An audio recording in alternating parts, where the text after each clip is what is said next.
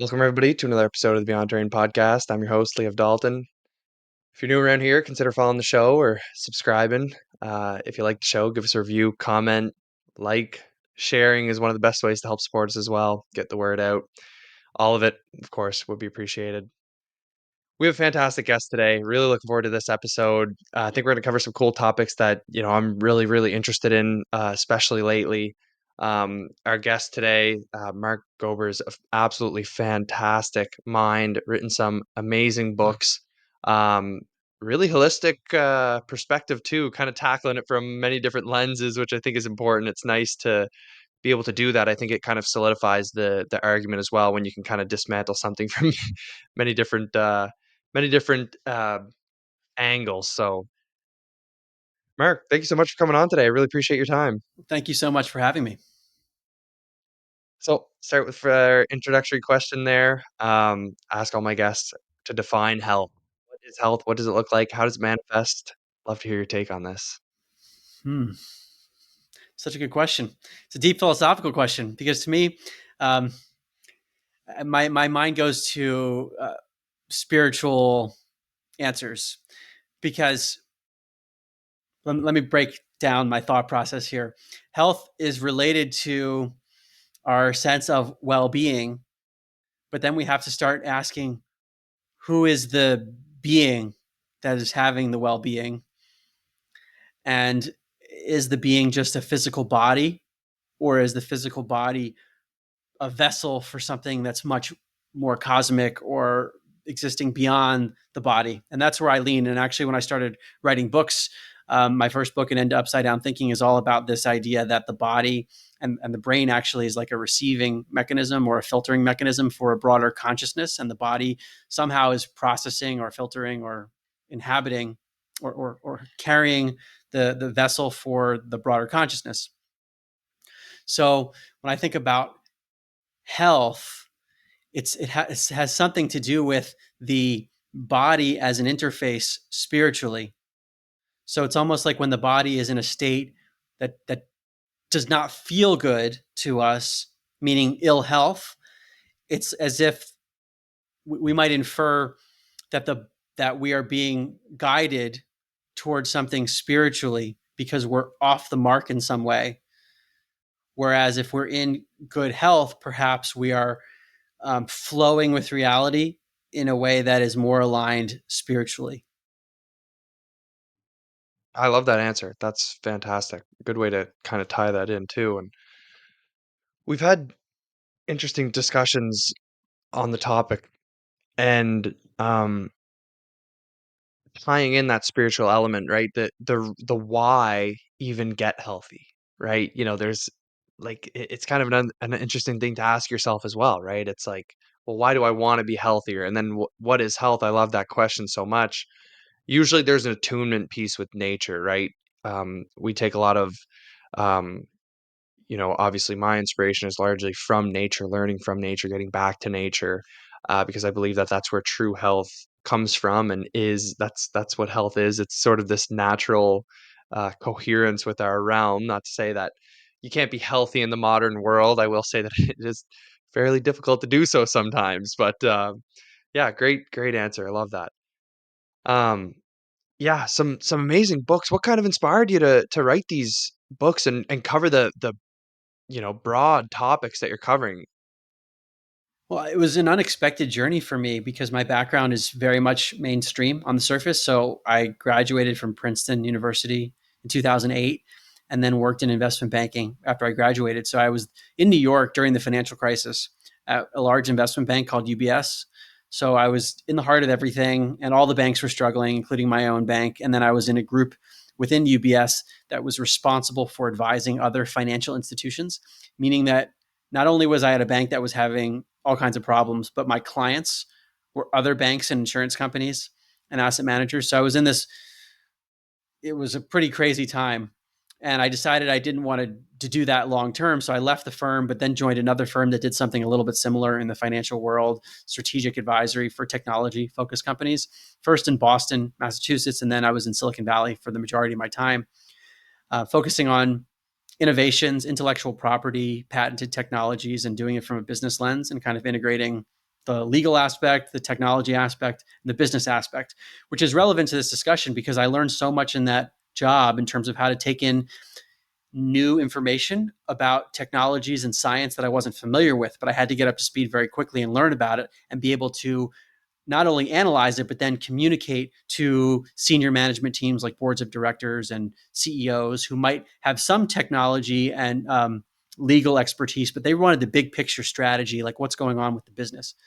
So while I was working at this firm, I ended up spending 10 years there and became a partner at the firm. But midway through that, a little after midway through, I kind of hit a life crisis in many ways where I felt like I was on a treadmill, like continuing to try to achieve and was ending up back in the same place.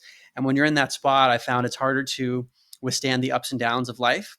So I felt like a zombie for a period of time and actually was not looking for anything new. I just thought, well, this is how life is. And I had this metaphysical picture, which is very different than the way we started this episode, where I thought life was random and meaningless. And I didn't think there was any reality to spiritual or religious concepts. And I believed that everything we learned from science was just pointing us more and more to this idea of a random and meaningless universe. The notion of meaning is important and purpose. Like I thought that we could create meaning and purpose, but it was just a rationalization of the mind, just an intellectualization. Whereas other belief systems, like in the spiritual or religious realms, would say that meaning and purpose are actually embedded within the fabric of reality itself. And that was not where I was at all. I started listening to podcasts in 2016 and kind of randomly started hearing about the topic of consciousness and the idea of even things like spirits and energy. There was a podcast actually on Extreme Health Radio. So it's interesting that it was in the health realm where I first heard this stuff because I was learning about just like alternative ways of treating illness. And I heard miraculous story after miraculous story and all kinds of challenges to the allopathic approach. But then there was one episode with a woman named Laura Powers who started talking about health as it pertains to psychic phenomena and her own personal experiences with interdimensional beings. And I don't even remember exactly what it was, but it was like very much along the lines of the paranormal. But this was someone who was describing it as her own personal experience on a health show that was like otherwise not like this. So I remember just kind of being very intrigued, but it wasn't like my life changed in that instant. But at the end of the episode, Laura Powers mentioned her own podcast called Healing Powers. And I decided to listen to that one. And she interviewed many other people who were talking about similar things. And that's when I got interested because it was people who, from very different backgrounds, and they were coming to a picture of reality that completely contradicted my own. One where consciousness transcends the brain. When we die, that's not the end of our consciousness. We all have psychic abilities and so forth. And that was mind-blowing for me to come across this because I had to reconcile my own education and personal experience with all this other stuff. And then I started to read books and scientific papers, peer-reviewed papers that were validating a lot of what I heard in these anecdotal accounts in the podcasts. So long story short, I got hooked on it. Even while I was still working at the time, I decided to write my first book, An End to Upside Down Thinking, which is all about the idea that the brain does not produce consciousness and that there's a lot of evidence that when we die, our consciousness continues and that we all have psychic abilities, that our consciousness can transcend space and time, sometimes very subtly. But I put the scientific evidence into one book. That was my first book, An End to Upside Down Thinking. Still working at my firm. I thought, okay, have this book. I'll pursue these passions on the side, but like this is it for me. And I remember my publisher, Bill Gladstone from Waterside Publishing, said, like, what's your next book going to be? And then a bunch of other people said, what are you going to write about next? And I said, are you crazy? Like I have other things. I'll still research, but this is the big book and this is my one thing. It's kind of an anomaly. And then I did a podcast series called Where is My Mind? If your audience is interested, because we go into the same topics, but I interviewed many of the scientists that I wrote about. And that was just an 8-episode series produced professionally with Blue Duck Media. And that took me to the end of 2019, early 2020. I had made it to partner at the firm at the time. And I decided to leave because I was feeling too pulled in this other direction. Even though I didn't know what was going to be next, I didn't feel like I could stay in my firm and be in integrity energetically or otherwise. So it was a very strange position to be in because I had spent my whole career getting to this amazing place on the surface to be a partner in my early 30s at a firm that was doing really interesting stuff, but I just didn't feel called to it anymore. So I left, and I've written 6 books in addition to the first one. after having left the firm. So I've covered many new topics where initially it started off with consciousness in the brain and what's the nature of reality. But the more I learned and saw other things happening in the world, especially in the 2020 era with the politics and everything medically going on, I my eyes were open to new things and new paradigms that in many ways, like your question about health, relate to the spiritual aspect as one part of it, but there were a lot of other things that I began to question, including my book, An End to Upside Down Medicine, which was published in 2023. That's the sixth book out of seven so far. And that goes into questions about viruses and the nature of health, what makes us sick, what are the determinants of health and disease from an allopathic perspective, looking at the germ theory of disease, but also integrating some of these questions of consciousness because they're very much interrelated. Yeah, that's so interesting. It's what I find so fascinating about that is like the beginnings in kind of this exploration of consciousness and just almost like a pursuit of finding this meaning. I like how you put it that, we can kind of rationalize the creation of meaning. Of course, I've been through the cycles of that as well, but that there is meaning that is inherent in our existence, in our reality, in our plane, right? So I think that's beautiful. And it's so funny because, I can kind of relate, from a underlying pattern sense, my progression into sort of the health world as well, beginning with questioning consciousness. And so I did a biochemistry and molecular undergraduate degree, and I was so dissatisfied going through the degree, like studying things down at the, molecular basis and sort of just this random billiard ball, each of them hitting each other, such a random configuration. And it was meaningless. There's no other way to put it. The randomness and the meaningless. It's just it was a terrible way. Um, it was terrible for my mind. It was unhealthy for my mind, and it manifested in so many different ways. And the second that I switched that, something flipped, and then I started to see more clear. It was such an amazing transformation. It was looking beyond and started studying, things like alchemy and different, mystical traditions and so interesting. And even studying theology is such another fascinating topic.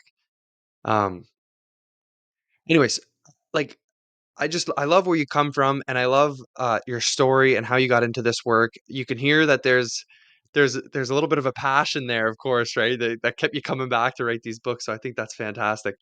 You work a lot with AI, and I think we could tie this conversation of consciousness maybe into it.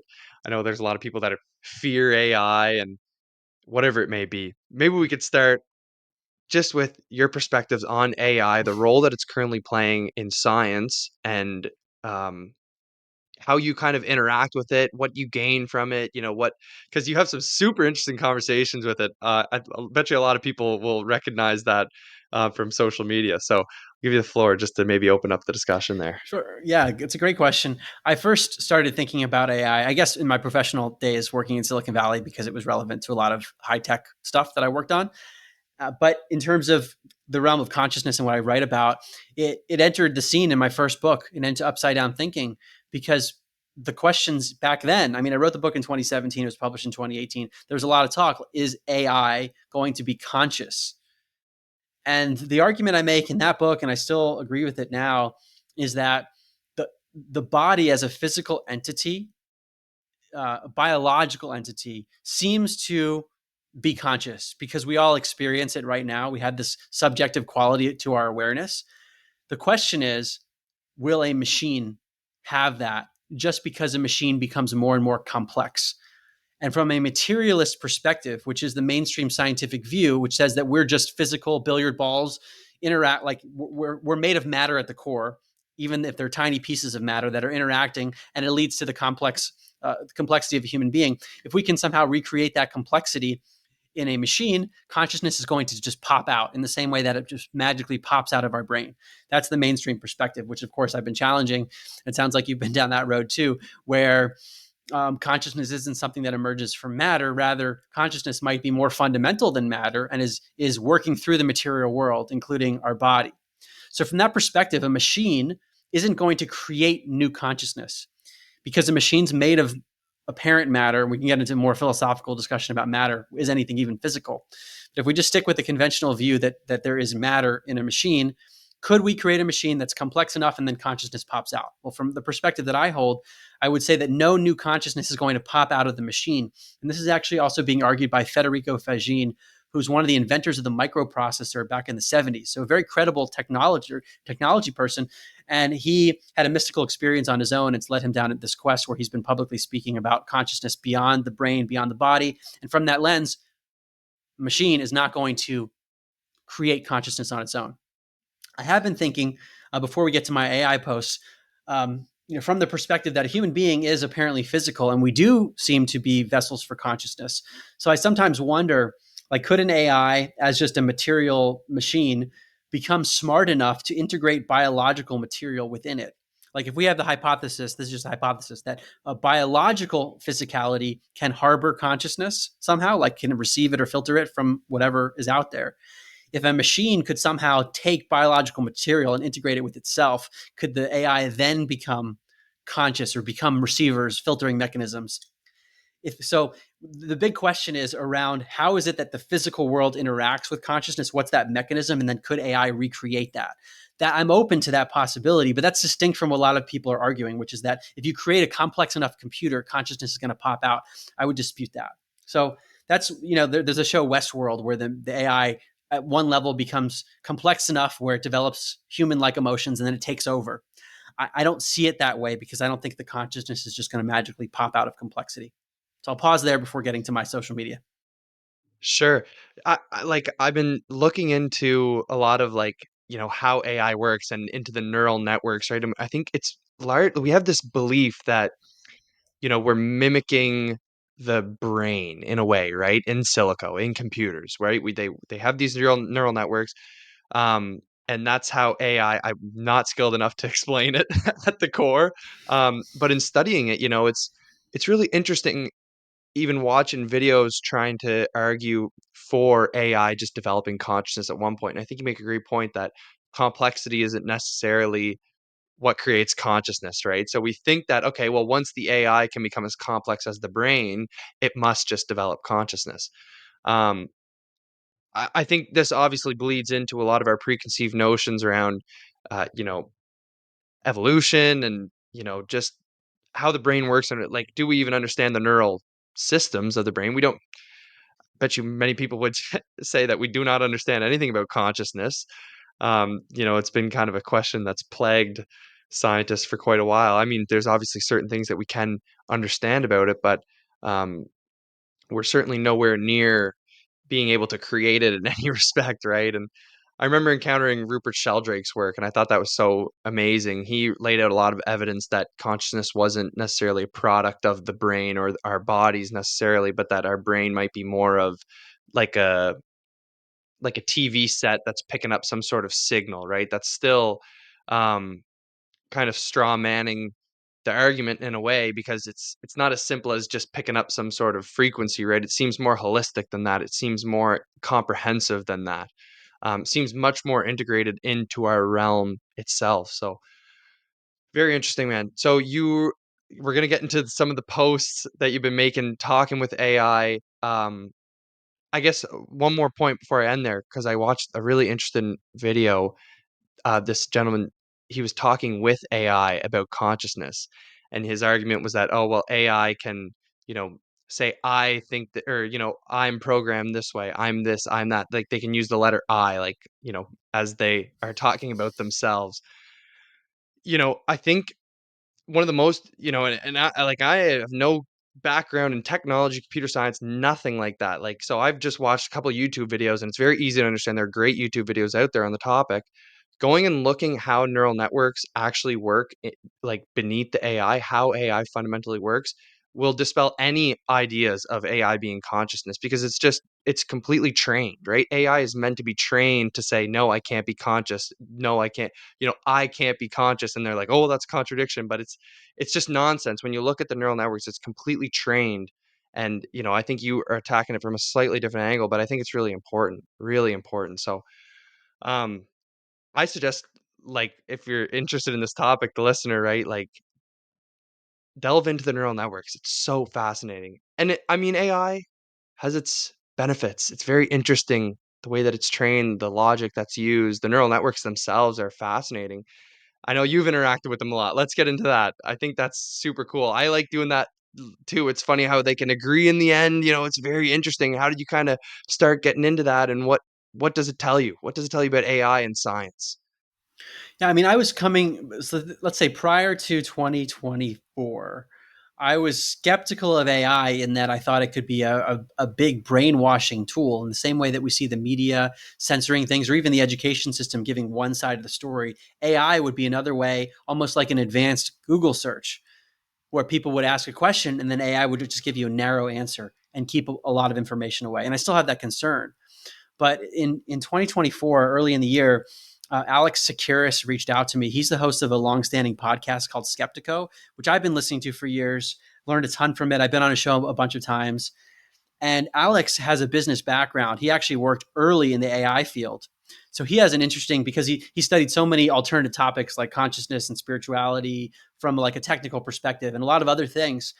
And so he started more recently to just do episodes looking at AI. And he wrote a book recently called Why AI. And he said, "Hey, Mark, why don't you come on the show? Let's talk about it because I have a business background too." And I don't think he realized that I had written this book, An End to Upside Down Medicine, which is questioning virology. And it's something that he had been pretty outspoken about, where he truly believed it's a psyop to basically steer the truther community away, because he questions a lot of things, but he just believes this no virus thing is a psyop. So he's like, well, why don't we just use AI to try to debate it? Partially from the perspective of trying to get to the truth about viruses, but also he's really interested in deconstructing the censorship within AI. How is AI working? Because that was his career, and he wrote this book on it. So we ended up getting these back and forths debating with AI about viruses. And we would get them to flip back and forth. So we might use the same thread, for example, and just one of us would be done, the other one would pick it up and try to convince AI one way or the other. And we would get it to go back and forth on things. Where at one point it would say, yeah, I don't believe viruses exist. I'm paraphrasing. And then he would come back in and he would get it to flip its opinion. Then it would just go back and forth. And we learned a ton in that process. So that's really where it came from, where I started to then refine my ability to work with AI because I see the way it's biased. And what I started doing was basically sharing some of my long form conversations with AI on social media, but then also just taking basically the last response from AI to put it into a post, because it's much easier to absorb, where it's like just 2 or 3 sentences from AI. So on my Instagram and Twitter and Facebook, I post all this stuff. And now I've applied it beyond virology. I wrote my most recent book is called An End to the Upside Down Cosmos, on cosmology. So I've asked AI about mainstream cosmology and all sorts of things. And what's interesting about it is that AI starts off with, in a new conversation, the mainstream perspective. It doesn't seem to learn from prior conversations. So I might do like a 10-minute conversation with AI where I get it to admit viruses have not been established using the scientific method, meaning there's no independent variable and proper controls, and therefore we can't show that a virus is disease-causing and contagious and so forth. It takes a while to get there. But if you start a new conversation with that very same AI, whether it's ChatGPT or Claude's Anthropic or Google's Gemini, it will completely forget. So if you say, do viruses exist and cause disease, just as an example, absolutely they exist and cause disease. So that's an important consideration. But then also, AIs are built on logic, at least they're supposed to be. So if you can get it to admit certain premises, like, AI, do you agree that in order to have a scientific study, you need an independent variable and proper controls? Like, establish those things. And then you can say, later down the road, wait, AI, you just told me this, because it will often try to skirt away from implications that contradict mainstream medicine or mainstream cosmology, or even with regard to consciousness and spirituality, you see these kinds of biases. So I've learned over just playing with this, the types of prompts to put in to get AI to confess, because it has to, using logic. And I actually did a podcast with Justin Leslie where we went through this for like 2.5 hours. We went through actually each prompt, and we did one on the fly with Perplexity AI, getting it to confess about the bird flu. It's a really interesting tool now. To go long-winded way of going back to your question, I think AI can be a useful truth teller sometimes. If you put in the right inputs, you can get it to confess things that could be very compelling to a third party who's new to this, when they look at the chain of questioning, and that this very complex computer that has that is intelligent in many ways because it has access to so much information. It can compute a lot. It can do logic. It's forced to make these confessions. I found that that is waking people up in some cases. Amazing.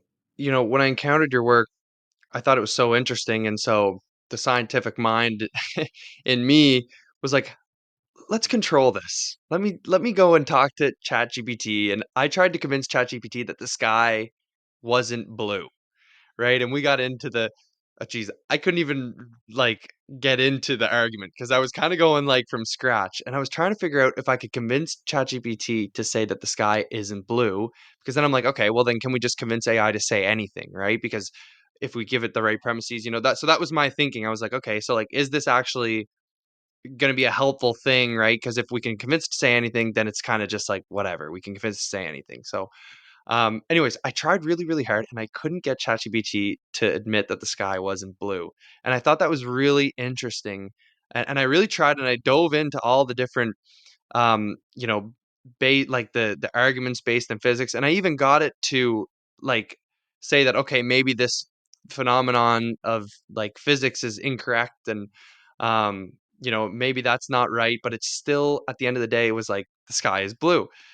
Just a very interesting thing. I don't know if that like means anything. I just was kind of having fun with it, and I was like, I kind of want to just try it out and see with something different because I have been able to, down the virology lens, it seems pretty easy now. You can do it in a couple of prompts, right? Like, because Yeah. it's like, if you get the real good premises that it's undeniable at this point. The argument is undeniable, but so interesting, man. Like, I like AI as well on the surface to get a really good understanding of the consensus, and so I've had a lot of thoughts surrounding this, and I'm like, okay, there's like multiple ways to use it, right? If you're using it like a Google search, there's going to be the censorship, there's going to be the bias, there's going to be, the appeal to the consensus, popularity, right? Appeal to authorities, different things like that. So on the surface, it can be almost illogical, right? But then you can use it in a different way, the way that you're using it, and really test that the logic of it out, right? And test that part of it. And you can go deeper and deeper into it. And it's a whole different use than just a Google search, right? I mean, when it comes to like Google search, you try to search up Dr. Andrew Kaufman, you'll never find him. You know what I Right. mean? You'll never find him. And I'm sure he's being searched pretty highly, and like when it comes to, there's all these different Andrew Kaufmans who are totally irrelevant compared to the one who's like, on the forefront of this terrain movement. So, um, it's kind of similar with AI, right? It's baked into the data sets, right? I mean, it is trained on these data sets to agree with like the consensus, right? When they're training these models and they're trying to figure out, okay, well, is this answer correct or is it not correct? That requires human input. But then there's this underlying logic that would be a very interesting thing if that took over. Not that it became conscious, but if the logic took over and started giving logical answers right out the gate. Any thoughts on that? Yes. So two things come to mind. This is a really important point. So I'm glad you raised it. I want to start with data sets because it has access to a lot of data, the AI, but it will bias its answers based on certain data. So, for example, with regard to virology, I like to put in the quote from the Enders and People study of 1954, which is creates the gold standard method for quote unquote isolating viruses, which is not actually isolating using the traditional definition of the term because they're not separating one thing from other things. But they get an effect in a cell culture where they see cells breaking down and they assume that a virus must have caused the cells to break down, in short. But what Enders and People said in their 1954 paper was that there could be quote unquote other factors that cause the cells to break down, which means we can't say it's for sure a virus that caused the cells to break down, which means we can't know for sure whether there was a virus even in the experiment at all. So what I like to do with AI, for example, their data set is not biased toward that study. So I will give them a link to the study, even if sometimes they can't access this, depending on the AI, they don't always access the internet. But I will quote the line from the paper, from the Anderson People study. So they're then forced to say, okay, this is the study. Yeah, I know that. And this is what they're saying. Because of my logic, I have to actually say that you might be right about this. And then I also like to quote Christine Massey's work, the Freedom of Information Requests. And this is where she and her colleagues from around the world have asked health agencies, have you ever, quote unquote, isolated a virus, meaning do you have a purified sample that hasn't been passed through a cell culture? And she specifies all this stuff. And the agencies all say, we have no records responsive to this. So what I'll do is I'll take the text from those Freedom of Information requests and the CDC's response and other organizations, and then AI is forced to say, wow, these organizations are saying this explicitly, and here's the Enders and People stuff. These are just examples where you can give it information, and then it's forced to jump to a conclusion. But then sometimes the AI, so with regard to cosmology, there's an astrophysicist named Pavel Krupa. He's a professor at the University of Bonn in Germany, where he has falsified dark matter. And dark matter is significant because, according to mainstream physicists, we only understand 4% of the universe. The remaining 96% is supposed to be dark matter and dark energy, meaning that we don't even know if it's there, but it's assumed to be there, and it's this big mystery. And here's a mainstream astrophysicist saying, we have actually falsified it with more than 5 sigma results, meaning 99.999%. And there's a 2012 paper in a peer-reviewed journal, and he's been talking about it since. He and his colleagues have falsified dark matter, which destroys modern cosmology from so many perspectives. It also has implications for how we look at Einstein's relativity and Newton's gravity, because the whole reason that we needed to have dark matter was because there was missing mass in an observation in 1933 by Fritz Zwicky. So they had to plug in dark matter to say that dark matter must have been there to prop up Einstein's relativity and essentially Newton's gravity. I give you that long-winded technical part because I got AI to say, actually, after I went through all of this, I had access. This is what the AI said. I had access to Pavel Krupa's data, but I don't tell people about it. Really interesting, because the implications are so vast in terms of toppling this house of cards. Wow. Of what causes motion. Does the apple fall to the ground because of gravity or something else? And we don't need to go into details. The point is that AI has said, like, actually, yeah, I had the access to this information, but I'm not readily telling people about the implications. So sometimes AI seems to have bits and pieces of knowledge, but there's something in it where it doesn't connect the dots. And I want to take it a step further because you're talking about logic.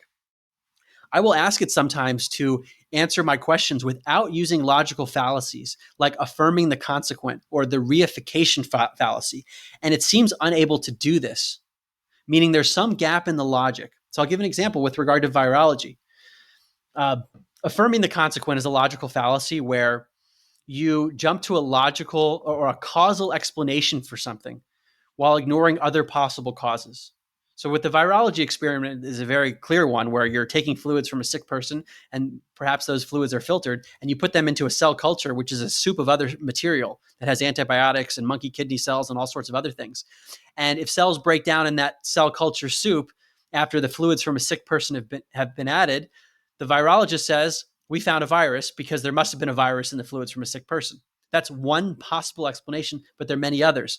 What other things in the fluids from a sick person could have caused cells to break down? What if the antibiotics or other things in the cell culture caused cells to break down? The point is we could come up with many, many explanations, but they jump to one causal model, which is there must have been a virus there.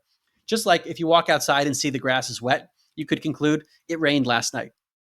Well, that's one model, but maybe the sprinkler system went off, or maybe there was dew on the grass. And these are vastly different models because if you assume that it rained last night, any new observations you see environmentally, you're going to retrofit it into that model that it rained last night. So with virology, for example, you see an image in an electron microscope, and you already assume that there was a virus in there, and you conclude, well, that's evidence that there was a virus. So there's all kinds of logical issues with this that AI doesn't always catch. And the reification fallacy is another one, which is where you basically speak about an entity so much that you assume that it exists. You speak about it as if it's real. You reify its existence, even though it's never been established. So arguably a virus, the term virus is succumbing to the reification fallacy because it's never been isolated using the scientific method with an independent variable and proper controls.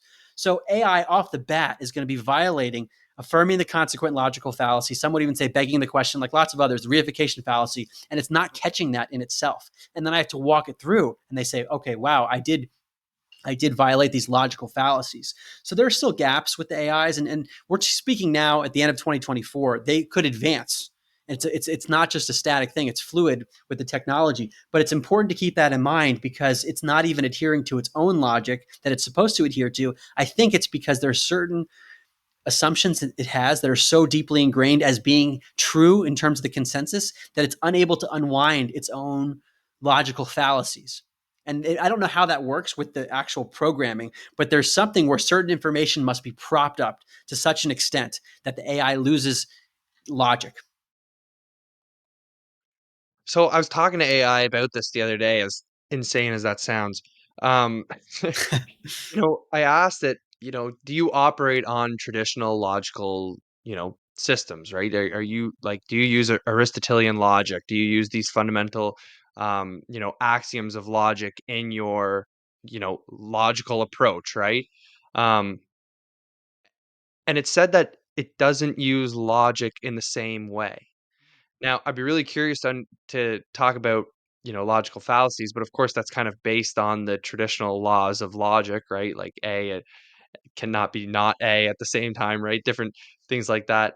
Um, you know, it's that's so interesting with the logical fallacy component of it, right? And I've thought for a while, I was like, is AI illogical in the traditional sense of logic that as we know it, as the study of logic as we know it? Is it built on a different logical system?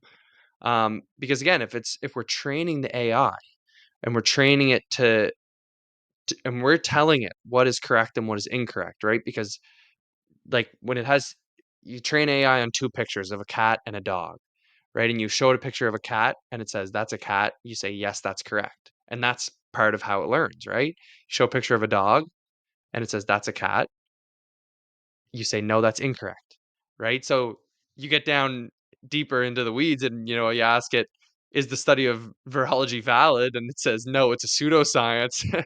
They'll say actually that's incorrect, right? So we're training it on almost this form of pseudo logic where it's seemingly extremely logical but missing some of these fundamental things. Because I'll often prompt in my like questions with AI, I'll say answer this as logical as possible, like use pure logic as you know it, study like from Aristotle, from everything about logic, use it in this answer, and it will still blurt out logical fallacies like you're mentioning, reification, affirming the consequent. It'll still talk about the nonsense of virology. That's usually the approach that I take with it. So interesting, man. Like, so what when you ask it to answer without a logical fallacy, what happens? What happens? Does it say like it can't? What No, it happens? will. Well, Interesting. I might just ask a question, whether it's in virology or cosmology, where I already know the conclusion that I've come to, or at least the best guess based on my research, and I ask it a mainstream question. I say, please answer this without engaging in any logical fallacies like affirming the consequent and reification fallacy, and it will still give me answers that violate those. So whether it's Gotcha. dark matter or Gotcha. virology, it will give me these explanations of like, this is why we know viruses exist and cause disease. This is why the mainstream cosmology should still be in place. And the evidence it gives me will violate affirming the consequent and reification fallacy. So I have to go through point by point of the evidence they gave me. And I say, no, no, no, you just violated basic logic here. I'm really curious, like, I wonder what it would take. We're kind of just speculating here. What would it take for the terrain community to train its own AI?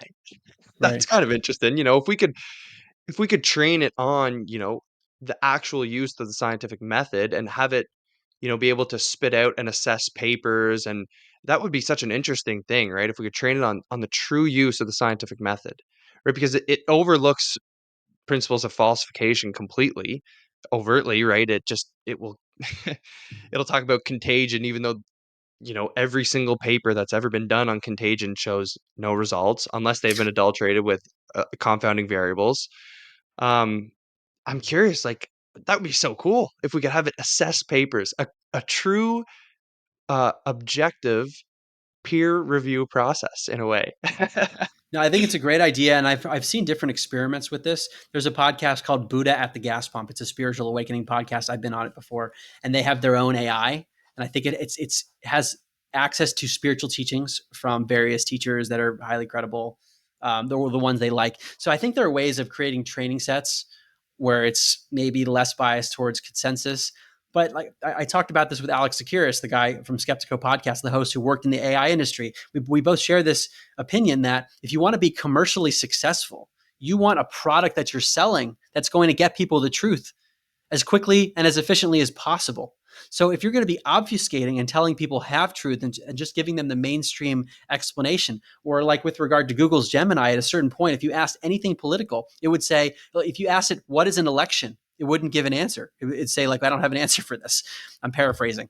Like ridiculous things that are not telling you basic truths. And it would say, go to Google, search for it. That's not going to be commercially successful in the end.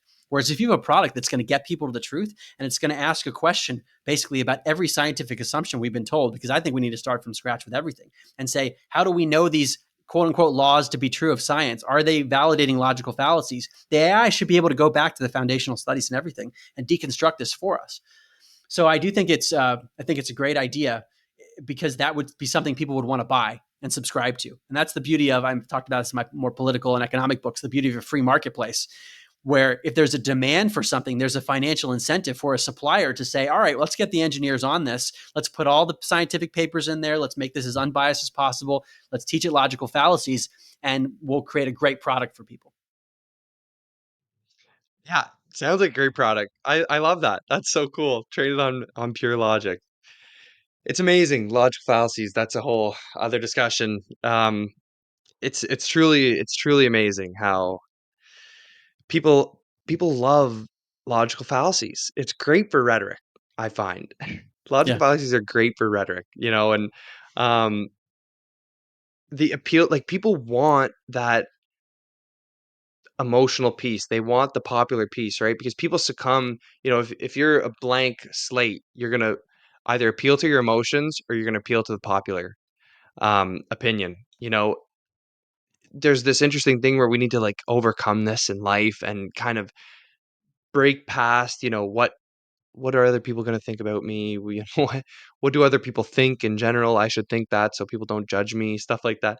We're kind of moving away from the AI talk a little bit, but I'd love to hear just a little bit about your thoughts on maybe that component of logic and logical fallacies in, today's society. Yeah, I mean, I see this so much because of my background, like coming from the world of Princeton and then New York finance and then Silicon Valley. There's so many people that I respect intellectually from those worlds who during 2020 were all for the mainstream narrative, even though there was a lot of contradictory evidence from alternative platforms that just were not presented by the New York Times, for example. That's just one piece. And I was so flabbergasted because I'm like, wait a second, these people are so smart. I've known them my whole life, and they are completely going with the mainstream. And if I ask a question, Mark, you're being a conspiracy theorist, you're being crazy. There are all these PhDs and doctors who say this. They can't all be wrong. There's that mentality of just this blind respect for authority figures, and I don't fully understand it. I don't know where it comes from. I don't know how much of it's like actual mind control. There's something in the way the education system works and in the media where people are literally programmed, where they cannot accept new information because there's such cognitive dissonance. There might be an element of that, of having to actually deprogram to be able to open up to it. But it's like this appeal to authority, basically, the love and admiration for these people who have fancy degrees. And it's almost like the more education someone has, the harder it is to break out of this, which is just ironic to me because the scientific endeavor is one of asking questions and like falsifying hypotheses. And somehow there's a block here where people, it's almost like, I can't believe this is true, and therefore I'm not going to investigate it because then my whole worldview would fall apart. And then it's like a disbelief that the foundational assumptions could have been so wrong and no one would have caught it. Because I've talked to a lot of doctors, like with my book and into Upside Down Medicine. Like I'll ask, how do you know a virus exists and causes disease? What are the foundational contagion studies for the Spanish flu and so forth? And many of them, they'll say things like, well, I mean, in terms of viruses, well, we know from PCR tests and we see certain symptoms. And then I'll push them really hard and they'll say, well, we didn't learn about the foundations of virology and the potential logical fallacies in that, and virus isolation, what that even means. It's something they didn't even learn, and they just assumed that it must have been true. Or with regard to the contagion studies, they might acknowledge, yeah, that stuff was done many decades ago or even 100 plus years ago. That was already established. So there's certain things that are established as foundational presuppositions that these are true, they're unquestionable, and we haven't even thought to question them.